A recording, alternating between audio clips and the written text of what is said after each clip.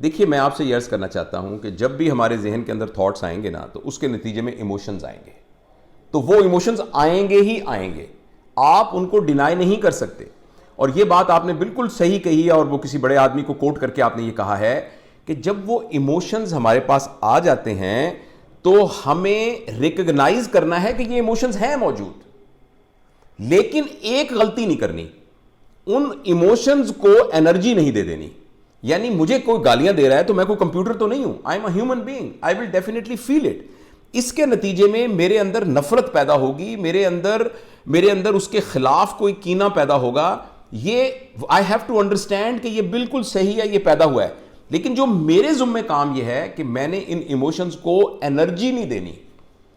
जब हम negative emotions को एनर्जी दे देते हैं, then they convert into the supreme emotion which is anger, and when someone is in anger, फिर वो डिस्ट्रक्टिव हो जाता है।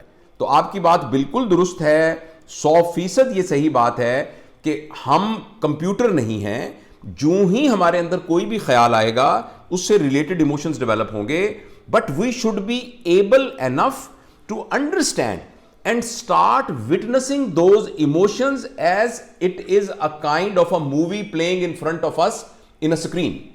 हमारा प्रॉब्लम ये होता है कि जब हमें इमोशंस आए होते हैं, we start relating ourselves with that emotion. यानी मुझे नफरत हुई तो मैं कहता हूं जावेद इकबाल को नफरत हो गई है, यानी Javed Iqbal becomes that emotion. When Javed Iqbal becomes that emotion, then that emotion gets energy. It converts into an anger. However, if Javed Iqbal just witnesses the emotion, कि जैसे टीवी पर एक फिल्म चल रही है और वो देख रहा है कि देखो ये गुस्सा चल रहा है, ये नफरत चल रही, if we have this ability of witnessing our emotions and appreciating them and just living with it, तो फिर ये इमोशन हमें नुकसान नहीं देते, क्योंकि ये फिर चार्ज्ड नहीं होते।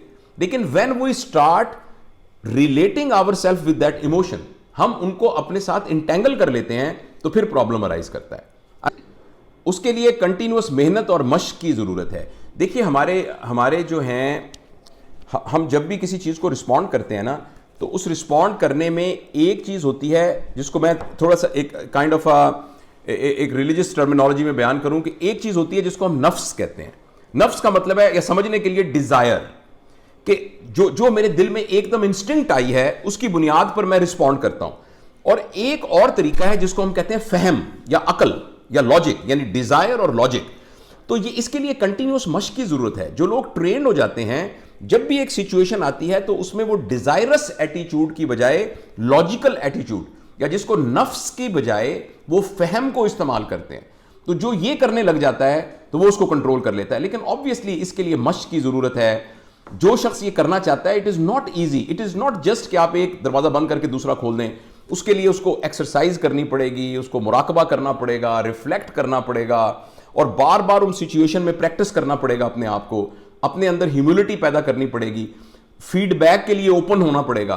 तो ये बहुत सारी और मशकें हैं कि जिनके करने से ये एबिलिटी, लेकिन ये मैं आपको यकीन दिलाता हूं कि अगर कोई ख्वाहिश करे तो आदमी बदल जरूर सकता है। ऐसा नहीं है कि नहीं बदल सकता।